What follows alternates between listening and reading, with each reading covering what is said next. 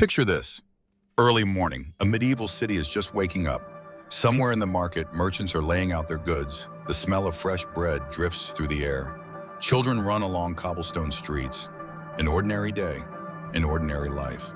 Now imagine that on this very same day, without warning, without explanation, the city gates slam shut. A heavy iron bolt slides into place with a dull, hollow clang. And that is it. The city is cut off from the world. Outside, freedom, roads, other cities, life.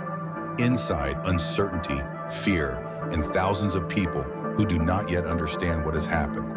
And standing at those gates is a man, alone, with a key in his hand. He is not a king, not a general, not a priest, an ordinary official appointed to this position just a few days ago. And now he is the last boundary between what is happening inside and the rest of the world. He will be the one to decide who stays behind those gates. He is the one hundreds of people will scream at, weep at, threaten and plead with. And he is the one who must give the same answer every single time. No, welcome to the channel. Today there will be no tales of great commanders and brilliant victories. Today, the story of a man who cannot be found in any school textbook. A man with no monument and no official portrait. A man who was feared more than the city executioner and hated by the very people he was saving. His title sounded modest, even bureaucratic, quarantine warden. But behind that title lay one of the most psychologically crushing jobs in all of human history. If you think you know what it is like to keep gates locked day after day while living people weep and cry for help on the other side, watch this to the end. Because the reality of this profession was far more complex, far more frightening, and far more human than anyone could imagine. Today we will enter this story from the inside, and leaving it unchanged will not be possible. Here's a fact that very few people know. When medieval city authorities searched for a man to fill the position of quarantine warden, the very first question they asked a candidate was not, "Do you have experience?" and not, "Do you know the law?" The first question was something else entirely. Do you have a family? And if the candidate answered yes, a wife and children, he was politely thanked and sent away. Because a man with a family will break sooner or later, and the warden could not afford to break even once. The position of quarantine warden in its official, documented form emerged in the 14th century in the northern Italian cities. Venice, Genoa, Ragusa, these port cities were the first to face the necessity of complete isolation during mass outbreaks. Merchant ships arrived from every corner of the world, carrying invisible threats along with their cargo. And the city councils quickly understood the only way to protect the population was strict quarantine, a complete standstill. No movement whatsoever, and a man who would physically enforce that standstill. The warden was paid significantly more than the average city wage. Venetian archives contain records showing that a warden's salary during an active quarantine exceeded a city guard's pay by 3 to 4 times. He was provided with separate lodgings, food supplies, and sometimes a personal escort of 2 or 3 men, a seemingly enviable position. But everyone who accepted it understood one unspoken yet absolute condition. Upon taking the post, the warden himself became part of the quarantine. He could not leave the zone, could not step away, could not hand over the keys and go home to rest. He was as bound to those gates as everyone he was keeping inside. The selection process was demanding, not only in terms of family status. City authorities examined a man's character, whether he kept his word, whether he could be talked into things, whether he was capable of maintaining composure under pressure. This was, in essence, a psychological screening process, long before psychology existed as a science. And those who passed it received a position, a salary, and a burden they would carry for the rest of their lives. Chapter 3, The First Day on Duty. In the Venetian city archives, researchers discovered brief personal notes written by one of the wardens of the 16th century. His name was Andrea Contarini, and he kept a short diary of his service. Most entries are dry and businesslike. How many people approached the gates, what incidents occurred, what he reported to the city council. But right at the beginning, in the entry for his first day, he wrote one sentence that does not fit the businesslike tone. He wrote simply, Today, I close the gates. My former life remained outside. I do not know if I will ever meet it again. The first day on post always began with a formal procedure. The official city council decree was read aloud. The gates were closed. The bolt was slid into place. Guards were posted on both sides. From an administrative standpoint, everything clean, everything by the book. The warden received the keys, a list of his powers, and instructions on who had the right to leave the quarantine zone and who did not. The instructions were, as a rule, brief. No one has the right. There are no exceptions. The people inside the city did not fully grasp what was happening in those first hours. Some assumed it would be a day or two. Others believed it was just another city measure that would soon be lifted. Others paid little attention at all. Life continued. Markets operated. Taverns were open. Children played in the streets. The tension built gradually. People began approaching the gates around midday on the first day. At first, with questions. When will they open? How long will this last? Can a letter be passed to relatives outside? The warden answered calmly and briefly, by the book, without unnecessary words. But by evening, the tone had shifted. Questions became requests, requests became demands. A merchant said his goods were outside and he would lose his entire fortune. A woman holding a child explained that her husband was waiting beyond the gates and did not know where she was. An elderly man simply stood and looked at the warden in silence, with eyes that held everything: fear, exhaustion, quiet despair. It was in those first 24 hours that it became clear whether a man could handle this work or not. Those who could not left on the second day under whatever pretext. No one judged them. They were simply replaced. Those who stayed changed on the inside irreversibly, because hearing just once a living person weeping behind wooden gates and calling for help while you stand there in silence, that changes a person forever. And Andrea Contarini already knew this by the end of his very first day. Here is a detail that historians rarely mention. When the gates closed and the quarantine took hold, the warden's main problem was not the threat from outside. The main problem was inside, because several thousand people locked within a confined space with no understanding of the timeline and no guarantees. These are not simply frightened people. This is a powder keg, and the warden was standing directly on top of it. In the first days of quarantine, the city still held to its familiar rhythms.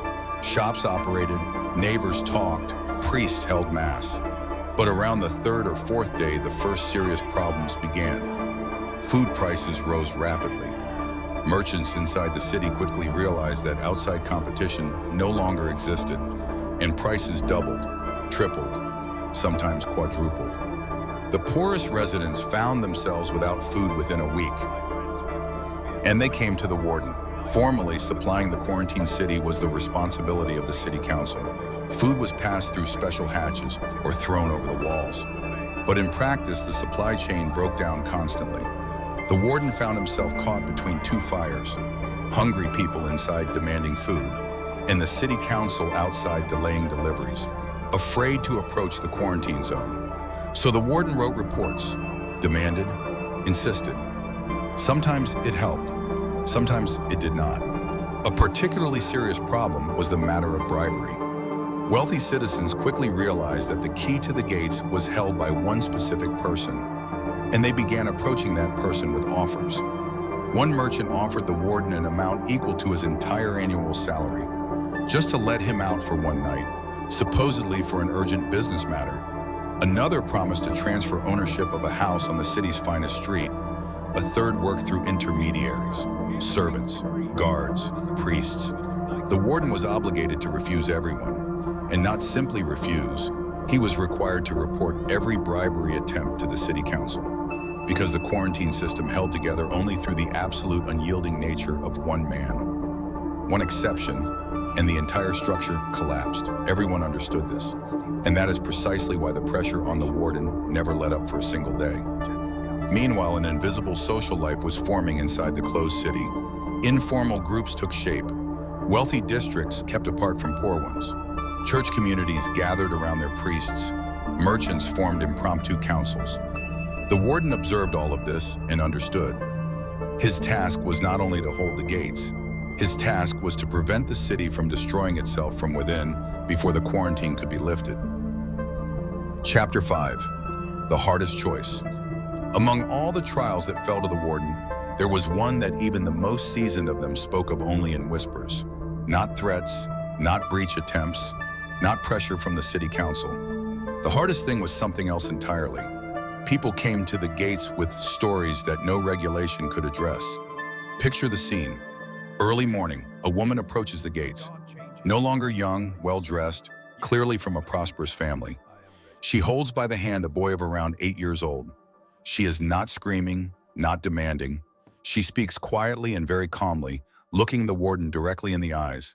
She explains that her husband is outside, that he does not know where she and the child are, that the boy has a fever and needs a physician, one who is no longer available inside the city. She is not asking to be released for good. She is asking for the child to be let out. Just the one child, simply handed through the gates to his father, and she looks at the warden and waits. By regulation, refuse. No exceptions, no individual cases. The regulation existed precisely to eliminate any possibility of a subjective decision. But the warden is a living person, and he is standing before a woman with a sick child, and he knows that behind him thousands of other people are watching. And if he opens the gates now, within an hour, a queue of 100 people will form, each with a story no less compelling than hers. The chronicles of Italian cities preserved accounts of several such cases. In one of them, the warden of Genoa faced a situation in which a city priest arrived at the gates. Not an ordinary one, but one of the senior church hierarchs of the city. The priest demanded to be released to perform the last rites for a dying man outside. He appealed to Awad, to church law, to the warden's conscience. A large crowd of citizens had gathered and watched in silence. The warden refused.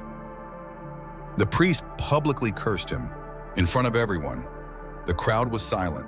The warden was silent too, and the gates remained closed.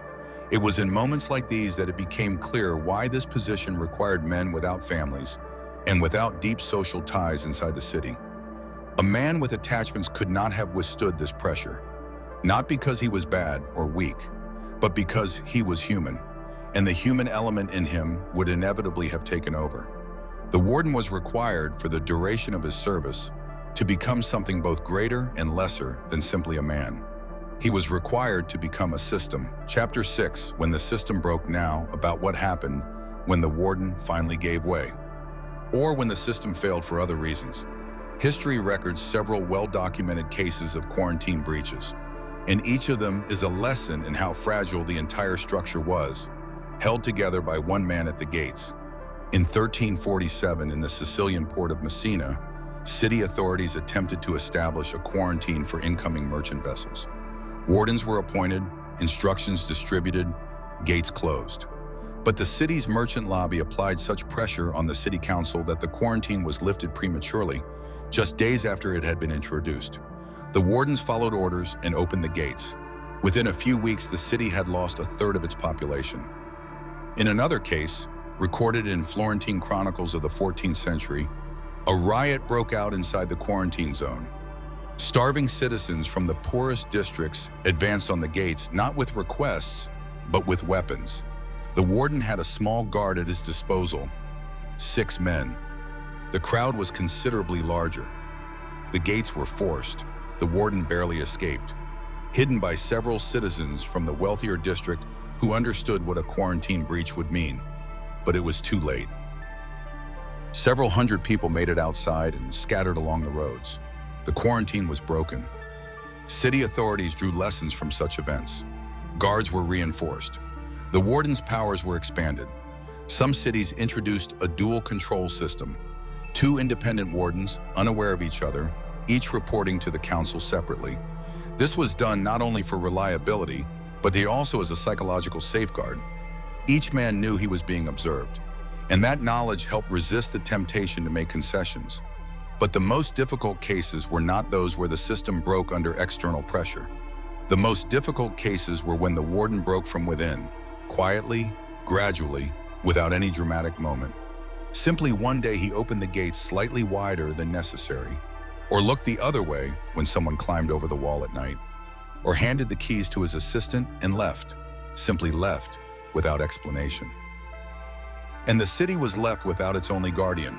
City councils worked hard to prevent things from reaching that point. That is why the warden was visited regularly, not only for inspections, but simply to make sure he was still holding on. Chapter 7. What happened to the warden after? Here is a question historians rarely ask. What happened to the warden after the quarantine was lifted?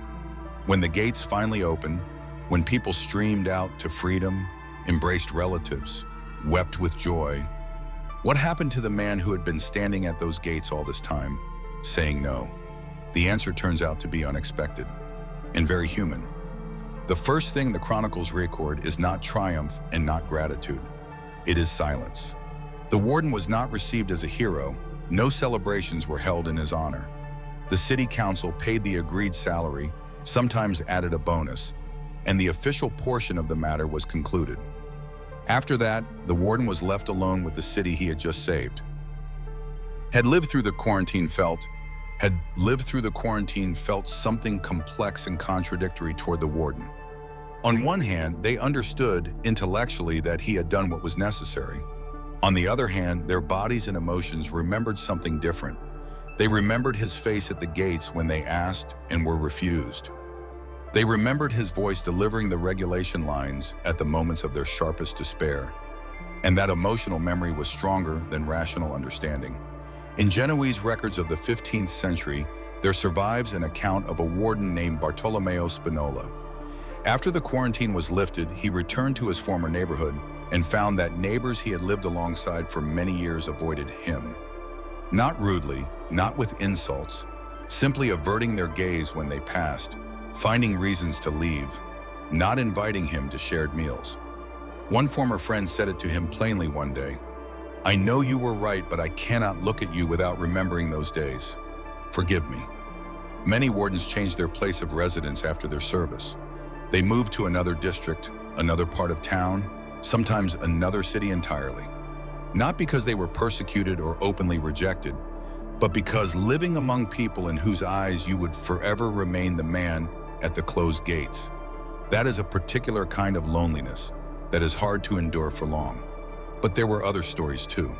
Venetian archives contain records of several wardens who after their service became respected city council members.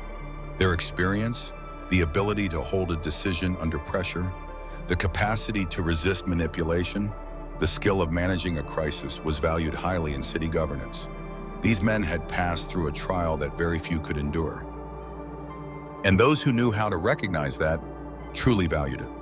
Andrea Contarini himself, whose notes were mentioned at the beginning, lived to a very old age and spent his final years in a small monastery not far from Venice.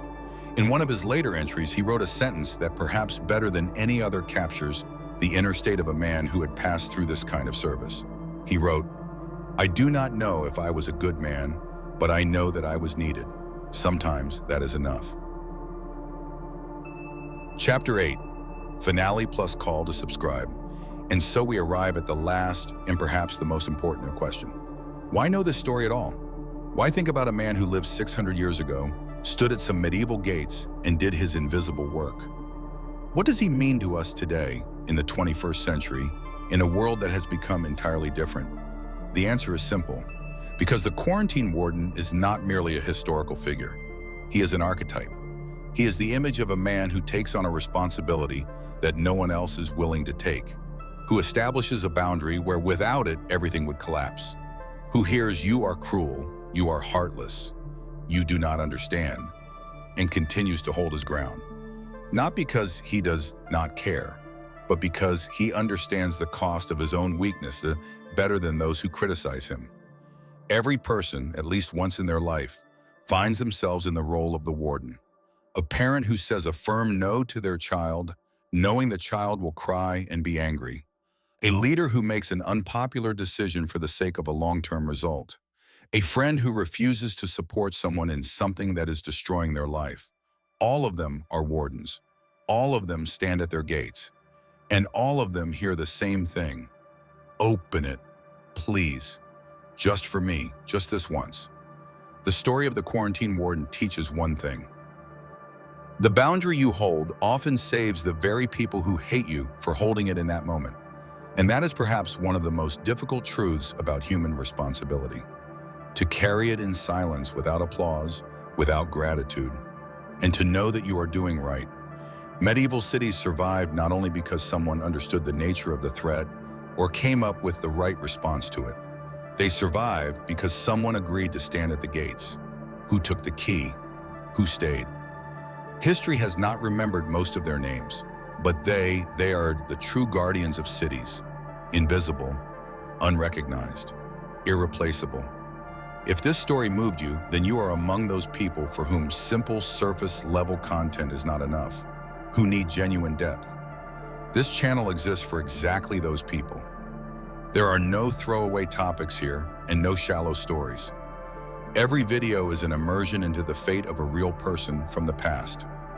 A person that textbooks stay silent about, but whose story speaks louder than any textbook. Subscribe right now, do not put it off, because the next story is already ready, and it is about a man whom kings feared, whom generals envied, and whom history erased on purpose. Who is it? You will only find out if you are here. Hit the bell so you do not miss it. And remember, history is not what happened. It is who we could have been.